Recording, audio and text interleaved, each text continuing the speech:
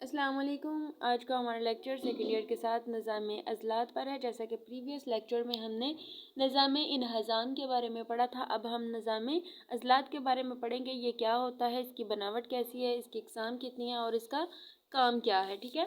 سب سے پہلے ہم دیکھتے ہیں کہ نظام عضلات ہوتا کیا ہے۔ نظام عضلات جو ہیں یہ جسم کے عضلات جو ہیں جسم کو حرکت کرنے کے قابل بناتے ہیں۔ عضلات عضلہ کی جمع ہے، عضلہ پٹھے کو کہتے ہیں، ٹھیک ہے۔ عضلات جلد کے نیچے گوشت کی تہوں کی صورت میں ہڈیوں سے پیوست نظر آتے ہیں۔ عضلات میں سکڑنے اور پھیلنے کی صلاحیت ہوتی ہے۔ یہ گوشت کے باریک باریک ریشے ہوتے ہیں جن کے اوپر ایک جھلی کا غلاف چڑھا ہوا ہوتا ہے، ٹھیک ہے۔ آپ نے گھر میں جب گوشت وغیرہ بنتا ہے، ٹھیک ہے، جب کسی بیل کا یا آپ جس کو بول لیں کہ بڑے جو ہے گائے وغیرہ کا جب گوشت لے کے آتے ہیں تو اس کو جو ہے اس کی بوٹی جب آپ کھاتے ہیں تو آپ دیکھتے ہوں گے اس میں چھوٹی چھوٹی لائنیں بنی ہوئی ہوتی ہیں، ٹھیک ہے۔ اور ایک اس میں سفید قسم کی جھلی اس کے اوپر لگی ہوتی ہے جس کو ہم پکانے سے پہلے دھوتے ہیں تو اس جھلی کو اتار دیتے ہیں اور باقی جو بوٹیاں ہوتی ہیں اس کو پکا لیتے ہیں۔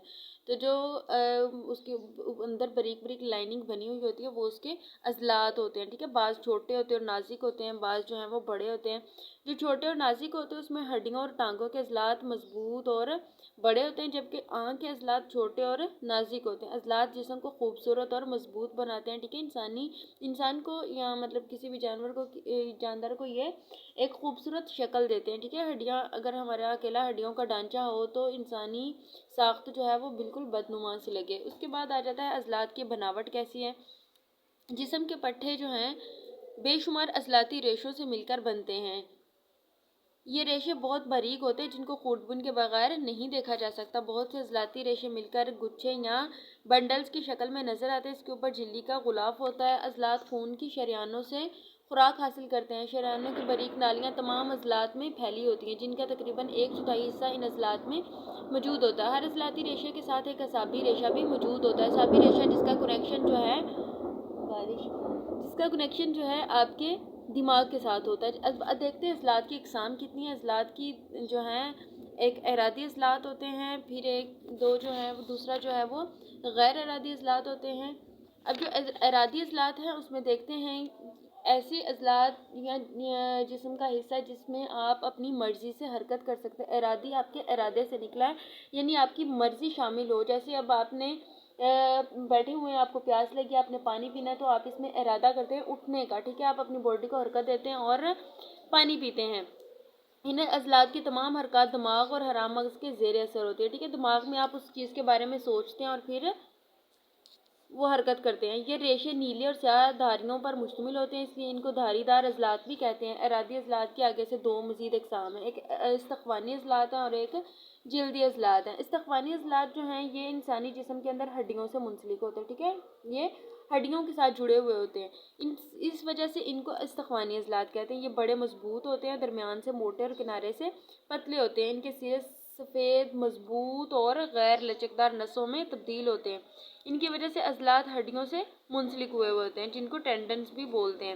پھر اس کے بعد جلدی عضلات آ جاتے ہیں۔ ایسے عضلات جو جلد کے ساتھ وابستہ ہوتے ہیں جلدی عضلات کہلاتے ہیں۔ مثلاً کھوپڑی وغیرہ کے عضلات جلد کے نیچے تہوں کی شکل میں پائے جاتے ہیں۔ یہ عضلات پتلے اور چپٹے ہوتے ہیں، مثلاً پیٹ کے عضلات اور کھوپڑی کے عضلات۔ اس کے بعد آ جاتا ہے نمبر 2 پر عضلات کی اقسام کے بارے میں ہم پڑھ رہے تھے، ارادی عضلات اور غیر ارادی عضلات۔ اب ارادی عضلات میں ہم نے پڑھا اس کی مزید 2 اقسام ہیں، استخوانی عضلات اور جلدی عضلات۔ اب ہم پڑھیں گے اس کی دوسری قسم پر، غیر ارادی عضلات پر۔